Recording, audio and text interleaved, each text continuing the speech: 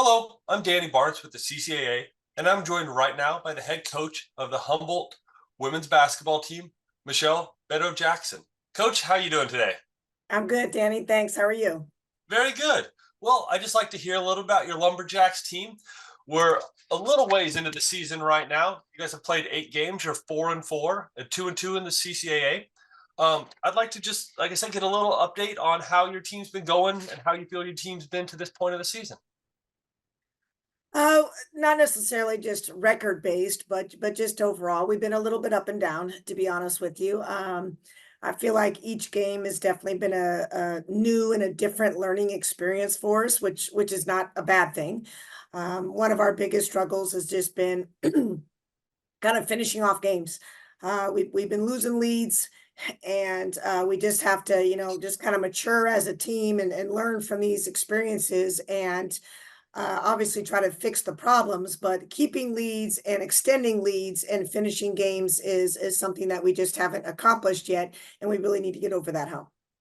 Well, like you said, that's a good point to have right there early in the year. It seems like you're getting to know your team a little bit, and at least kind of know those areas of improvement. As always, you want to be better at the end of the year than the beginning of the year on that. So could you talked about some areas of improvement. Could you tell us some of what you feel are some of the strengths of your team right now? Yeah, well, I do feel like we have pretty good balance. We're still, as you mentioned, we have a lot of new players, and we're still really learning each other on the court and trying to build some chemistry on the court, not just within each other, but just from an understanding standpoint. And we just have we have very limited experience at this level and really understanding what it takes to win at this level, and in particular in the CC2A. So I think there's been a very large learning curve for our team. But at the same time, I really am enjoying this group. I think they're very coachable. I think they are very receptive and want to do the right things. They're just inexperienced, and we have a lot of room for improvement, which is encouraging for our coaching staff. Fantastic. I know you mentioned you have a lot of new players, the encouragement there. But one thing that, especially under you as the coach, you guys have always been known for defense. I'm looking through the stats, and you guys are fourth in the CCA right now. But the number that really stands out to me, 64 points a game, 64.1. That's a pretty good number. So it seems like they're buying in. Could you tell me about how important it is to have people, kind of come together and buy towards the system of the coach? Yeah, well, yes, you're absolutely right. We emphasize defensive a lot. And, as I talked about a minute ago, as far as finishing off games, one number that's been very glaring to me is just the amount of points that we've been giving up in the fourth quarter in Oh, particular. And so that's obviously goes hand in hand with finishing off games. And I don't put a ton of credence on necessarily the number of points that our opponents score. It's more the field goal percentage. Are we taking teams out of their strengths? Are we making them uncomfortable, and trying to keep them at a fairly low field goal percentage? Because points can be, it's really depends on the game and the tempo of the game and how many possessions are there in a game. And so from that standpoint, it's really more about field goal percentage in my mind. And we just have to be able to sustain the intensity on the defensive end for 4 quarters. that's actually great. Thank you so much. That's why we hopefully do these interviews, so you get a little bit to learn, what's kind of behind the numbers. That was actually my next question I wanted to have from you was what's something that doesn't show up in the box score, something about your team. But as we hear right there, like you said, it's not about the overall numbers, but it's the when those numbers are coming. That kind of is the most critical. Yeah, it is. It's when they are coming. And of course, all 4 quarters are obviously extremely important. But I feel like for most of our games, in particular in the CC2A games that we've had, we've been in a pretty good position going into the fourth quarter, whether we've had the lead or at least the game has been close. And then we've just gone downhill, whether it be, like I always tell the team, you can't always control our scoring as long as we're getting good scoring opportunities and a good shot selection, but we absolutely can control our defense. And that's where we just, like I said, we just got to get over that hump and sustain that type of intensity and executing scout and paying attention to details, in particular those last 10 minutes of the game. Well, I got to ask you one other thing on that kind of note. As you talked about areas to improve, but what has been something that maybe you didn't expect to be with your team, whether it's an individual or something your team has been better at, that you didn't expect in October that you've seen manifest through these first 2 months of the season? Yeah, it's been a few different things and not necessarily, one thing that excuse me stands out. But just being consistent in those areas. For example, just sharing the ball and really looking for the best shot selection that we can get. And I want our girls to always be extremely aggressively offensively. And I never want them to feel handcuffed, but at the same time, that doesn't mean an early rush shot. And so at times I feel like we've had a pretty good understanding of just what that should look like. But then at times we've kind of got out of character and we haven't had great shot selection. So again, it's been a little bit up and down. And again, it's just a learning curve. And for them to not just learn, but we have to become more consistent in certain areas. I don't always try to point out individuals because I really do want to have these interviews with coaches and talk about the entire team.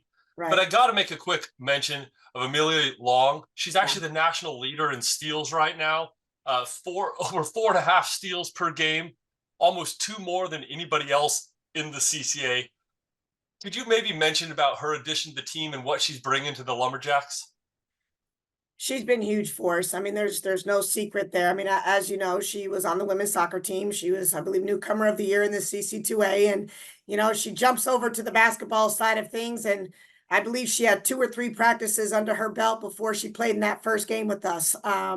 So she wasn't even acclimated with our system and our, offensively, defensively, and she's just jumped in and she's been such a sponge as far as just trying to learn everything as quickly as she can. As far as the steals go, when our sports information director told me about that last week, I kind of just chuckled because it's like, no surprise, here goes Millie again. And I think it's just a combination of her quickness. She's got great instincts. She anticipates things very well, and she just plays with a lot of energy. And she has definitely elevated our intensity and practices from the very first day that she showed up. The intensity of our practices just went up. And so obviously she's been a great addition to our program. And I think the other girls are kind of feeding off of her energy, and she's very competitive. So obviously we're very pleased to have her part of our program now. And hopefully we can just keep this going and she can help us continue to have some success. Fantastic. And I got to just make two quick notes on those numbers as I was digging into them too. She's averaging 5.5 steals per game in CCA play. So she's actually upped her game in that one. And on that other note, just for the fans out there watching, she didn't have one game with 12 steals and another one with 8, and those were carrying her all. Like there was a lot of the 5 and 6 and 7 steal games. You look up and down the stat that I have to go look at that. Sometimes when somebody has a huge block Yeah. numbers or something, they just had one huge game. No, she's been consistent every time she's been there. And like I said, so cool to see the opportunity that kind of D2 can present where they can play both sports. And let's be honest, she's thriving in both sports at the top of her game. So She really is. I mean, she played 2 sports at her junior college, and this was something that was, coming out of her junior college, it was very important to her that she had the opportunity to continue to play both sports. And obviously it's no easy task, Division 2, Division 1, but I've always been a proponent. I was a multi-sport athlete myself, and I've always been a proponent of those type of athletes who, just have the desire and the motivation to play too. So it was certainly something that we weren't going to turn down. Obviously our soccer coach is elated to have her. We're elated to have her. And, outside of everything that she does on the field and the basketball court, she's a lovely young lady as well. And she's just somebody that everybody just kind of wants to feed off of and be around. She's got a very high spirited, positive spirited personality, and she's just a total joy. well, I got to ask one question before we get into some of these rapid fire ones at the end. Who made the first call? Was it you or Coach Landy made the first call? Well, it's a funny story, and I'll keep this short because I remember vividly the day he came into my office and he said, "Hey, Coach, do you know who Amelia Long is?" And I just laughed because I knew exactly who she was. And we had actually recruited her a little bit the year before, but to be honest, we got word that she just wanted to go play soccer. And so we thought that's where her head was. And so when our soccer coach brought this up to me, I'm like, oh, I absolutely know who she is. And if we can make this work and give her the opportunity to do both, then it's just going to elevate both of our programs. So we're pretty ecstatic to have her. Thank you so much. Like I said, just great to hear that insight from the coach and get that little bit of story that you don't get through the box score. So Right. all right, I got a couple ones. This is something unique I'm working with on the coaches with a couple rapid fire questions for you. I'm going to just name them off about your team and a little bit about you even here at the end, and then we'll close it out this way. So, who, in your opinion, is the best one-on-one defender on your team on the perimeter?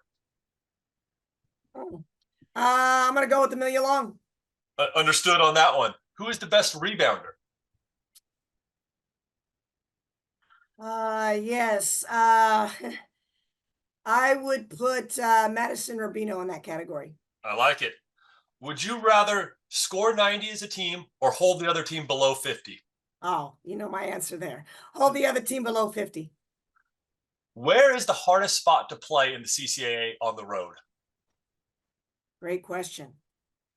I may feel differently than the players on this one. The hardest place, and my time here at the CC2A, Monterey Bay has always been a place that we've kind of, I'm not going to say struggled with, but it's been a little bit of a challenge for us for different reasons. But I would put Chico up there at the top. Love it. Love it. I wanted to hear this insight. All right. You've been coaching for a while now. What is your favorite drill to run in practice? Oh, geez, it would definitely be on the defensive end. Any type of, we do a number of different things, obviously defensively, but when we do defensive drills and we're keeping score and we do it with competitiveness to it, it's just so much fun to stand there on the baseline and just watch the girls get after it, whether it's a preparing for an opponent or just even with ourselves. So definitely on the defensive end. Well, fantastic. I know I put you on the spot for all those ones. She did not know they were coming. I had to rattle off a couple just to hear that little bit of insight. But Coach, thank you for letting us get just a little bit deeper look into your program. And thank you for just being so open with us and getting to hear about all this. Great. Absolutely. Thanks for having me, Danny.